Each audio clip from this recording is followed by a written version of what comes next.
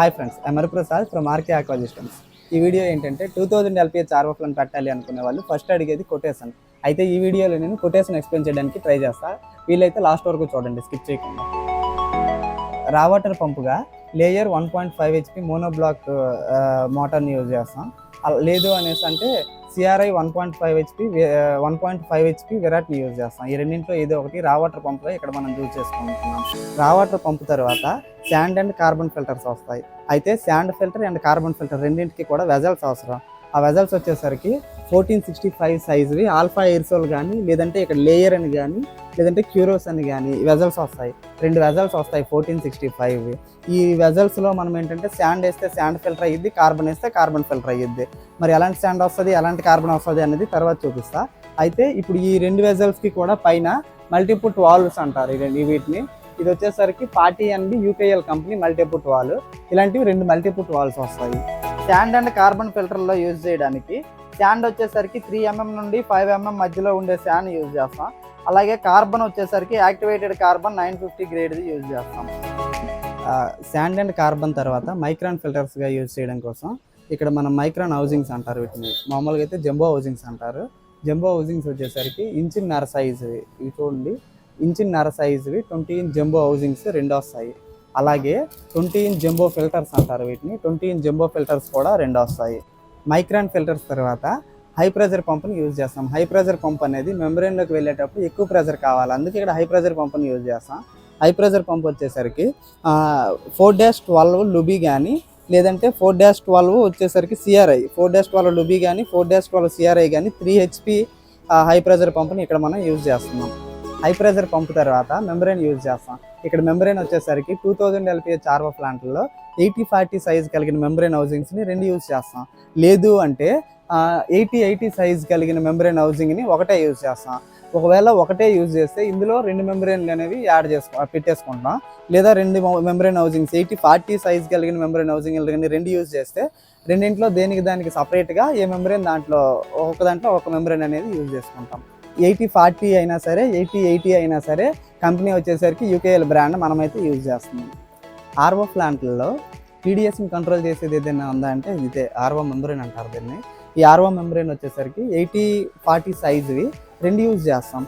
ఇది లేయర్ కానీ, లేదంటే ఎంబ్రాన్ కానీ, 80-40 లేయర్ కానీ, 80-40 ఎంబ్రాన్ కానీ, 80-40 బ్రాకిస్ కానీ, ఈ 3 మెంబ్రెయిన్లో ఏవైనా 2 మెంబ్రెయిన్ని యూజ్ చేసుకుంటాం ఇక్కడ. ఇవి వచ్చేసరికి ఎంబ్రాన్ కానీ, బ్రాకిస్ కానీ, లేయర్ కానీ, ఈ 3 కూడా ఏంటంటే అప్ టు 2500 TDS వరకు కూడా సపోర్ట్ చేస్తాయి. లేయర్ అయితే ఒక 1500 వరకు సపోర్ట్ చేస్తుంది. అలాగే ఎంబ్రాన్, బ్రాకిస్ అయితే 2500 వరకు కూడా సపోర్ట్ చేస్తుంది.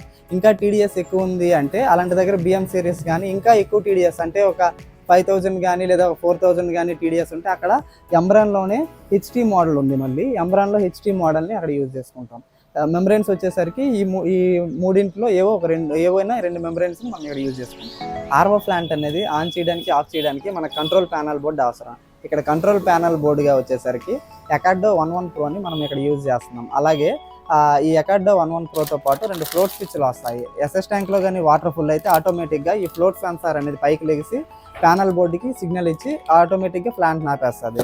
అలాగే ప్లాస్టిక్ ట్యాంక్లో కానీ వాటర్ లేకపోతే ఈ ఫ్లోట్ సెన్సార్ అనేది ప్యానల్ బోర్డుకి సిగ్నల్ ఇచ్చి ప్లాంట్ ఆన్ అవ్వకుండా చూసుకుంటుంది. ఇలా ఈ 2 యూజ్ చేయడం వల్ల ఒకటి SS ట్యాంక్ నుండి వాటర్ ఓవర్ఫ్లో అవ్వదు.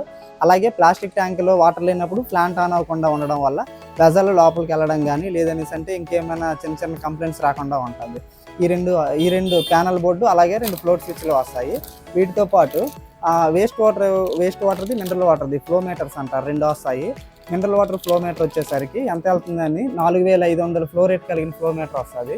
అలాగే వేస్ట్ వాటర్ది వచ్చేసరికి ఫ్లో మీటర్ వచ్చేసరికి 6000 ఫ్లో రేట్ కలిగిన ఫ్లో మీటర్ వస్తుంది. అంటే వేస్ట్ వాటర్ ఇందులో ఎంత వెళ్తుందని చూపిస్తుంది, ఇందులో మినరల్ వాటర్ ఎంత వెళ్తుంది అన్నది చూపిస్తుంది. ఇవి 2 వస్తాయి. అలాగే మెంబ్రెయిన్కి ఇన్పుట్ ప్రెజర్ ఎంత ఉంది, అలాగే మెంబ్రెయిన్కి అవుట్పుట్ ప్రెజర్ ఎంత ఉంది అని తెలుసుకోవడం కోసం 2 ప్రెజర్ గేజ్లను అయితే ఇక్కడ మనం ఇస్తున్నాం. 2 ప్రెజర్ గేజ్లు వస్తాయి. ఈ ప్రెజర్ గేజ్లకి కనెక్ట్ చేయడం కోసం PU కనెక్టింగ్ సెట్ ఒకటి వస్తుంది. అయితే ఈ పైప్ వచ్చేసరికి 1/4 సైజ్ది PU కనెక్టింగ్ పైప్ అంటారు.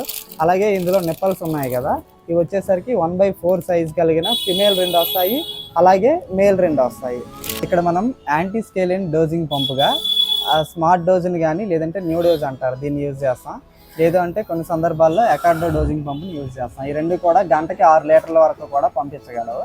అలాగే కెమికల్స్ వచ్చేసరికి పిహెచ్ 555 అనేది డైరెక్ట్గా మినరల్ వాటర్లో యాడ్ చేయడం కోసం యూజ్ చేస్తాం. అలాగే యాంటీ స్కేలెంట్గా వచ్చేసరికి డాజర్ 5020 కెమికల్ని యూజ్ చేస్తాం. యూవి ఫిల్టర్గా వచ్చేసరికి 1 మీటర్ సైజ్ కలిగింది, అలాగే 1 ఇంచ్ పైప్ సైజ్ కలిగింది పవర్ ప్లస్ యూవిని మనం ఇక్కడ యూజ్ చేస్తున్నాం. ఇది కంప్లీట్గా ఎస్ఎస్ వస్తుంది. దీనికి పవర్ వచ్చేసరికి పిన్ వస్తుంది. దీన్ని అడాప్టర్, మనం పవర్ ప్లస్ అడాప్టర్ వస్తుంది. ఈ అడాప్టర్ దీన్ని కనెక్ట్ చేసుకోవడమే. యూవీ వచ్చేసరికి 1 మీటర్ యూవీలో వస్తాయి 2000 లీటర్లు. ప్లాంట్ ఎక్విప్మెంట్ అంతా కూడా ఒక రూపురేఖలతో ఉండాలి అంటే దానికి ఒక స్టాండ్ అవసరం. ఇక్కడ మనం వచ్చేసరికి 40 mm స్కిడ్ని యూజ్ చేస్తాం. ఇది కంప్లీట్గా ఆటోమేటిక్ ప్లాంట్కి సంబంధించింది. ఆటో ప్యానల్ ఇప్పుడు మనం చూపించాం కదా ఎకార్డో, ఆ ప్యానల్ బోర్డుకి సూటబుల్ అయ్యేటట్టు ఆ విధంగా వస్తుంది. అలాగే ఫ్లో మీటర్లు ఇక్కడ వస్తాయి, ఇక్కడ ప్రెజర్ గేజ్లు వస్తాయి. ఇక్కడ వచ్చేసరికి ఆ చివరి హై ప్రెజర్ పంప్ వస్తుంది. దీన్ని వచ్చేసరికి ఈ స్కిడ్ అంతా కూడా కంప్లీట్ SS 304 వస్తుంది. 40 mm స్కిడ్. ఇది ఫిల్టర్ అయిన ఆర్ఓ వాటర్ని అంటే మినరల్ వాటర్ని స్టోర్ చేసుకోవడం కోసం స్టోరేజ్ ట్యాంక్ అవసరం. ఇక్కడ మనం వచ్చేసరికి 2000 లీటర్స్ SS ట్యాంక్ని వేస్తున్నాము. అలాగే ఇది వచ్చేసరికి లేయర్ కంపెనీది. బోర్ వాటర్ని స్టోర్ చేసుకోవడానికి ప్లాస్టిక్ ట్యాంక్ అవసరం. ఇక్కడ మనం ప్లాస్టిక్ ట్యాంకులకు వచ్చేసరికి రిలయన్స్ కంపెనీ లేదా క్లాసిక్ కంపెనీవి 3000 లీటర్స్ ప్లాస్టిక్ ట్యాంక్ని యూజ్ చేస్తాం, లేదంటే 5000 లీటర్స్ ప్లాస్టిక్ ట్యాంక్ని యూజ్ చేస్తాం. అది కస్టమర్ అడిగే దాన్ని బట్టి వస్తుంది. ప్లంబింగ్ వచ్చేసరికి రా వాటర్ పంపు నుండి ఎస్ఎస్ ట్యాంక్ ఇన్పుట్లో వాటర్ పడేంత వరకు కూడా మేమే కంప్లీట్గా ప్లంబింగ్ మేమే చేసేసుకుంటాం. పైప్ లైన్స్ అన్నీ మేమే తెచ్చేసుకుంటాం. అలాగే ఎలక్ట్రికల్ వచ్చేసరికి మాకు ప్యానల్ బోర్డ్ ఇన్పుట్ ఇచ్చేస్తే ప్యానల్ బోర్డ్ దగ్గర నుండి లోపల ప్లాంట్లో ఎలక్ట్రికల్ మేమే చేసుకుంటాము. అలాగే మా దగ్గర ప్లాంట్ తీసుకునే వాళ్ళకి కంప్లీట్గా మేము ఫ్రీ ఇన్స్టలేషన్ అనేది ఇస్తున్నాం.